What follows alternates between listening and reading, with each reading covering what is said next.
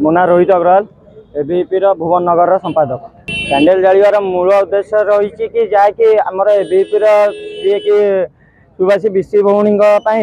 आमर सीबीआई तदंत करा जाऊ एथिपाई जो माने दोषी अच्छा कड़ारू कड़ा कार्यानुष्ठान नि जाऊ आउ से सार को यथाशीघ्र गिरफ्त करी फाँसी अटका जाऊ एति आमर एबीपी दाबी रही।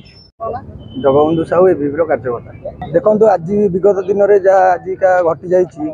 से आम बहुत दुखित जे कि आमर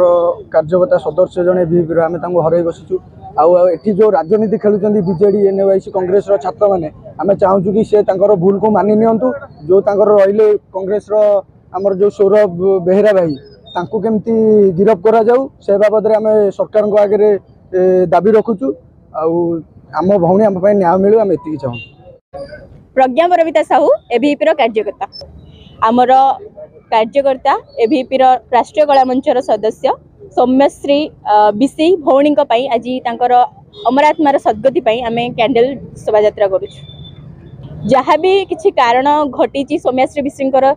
जहाँ भी से जो से आत्माहुति देइचंती से मुझे प्रथमे कारण हूँ जो सौरभ बेहेरा जे हूँ एनएससी छात्र कांग्रेस छात्र जे मानसिक भाव में चंत्रणा देती कारण से जिते ट्वीट करते जिते न्यूज रे बाइट बाहर से सौरभ बेहेरा जी माने मानसिक भाव में जपरी सी जपरी दोषी सी जपरी कि सहीपरी चरित्र हीन चरित्र बोली कही दोषारोप करते से मानसिक भाव में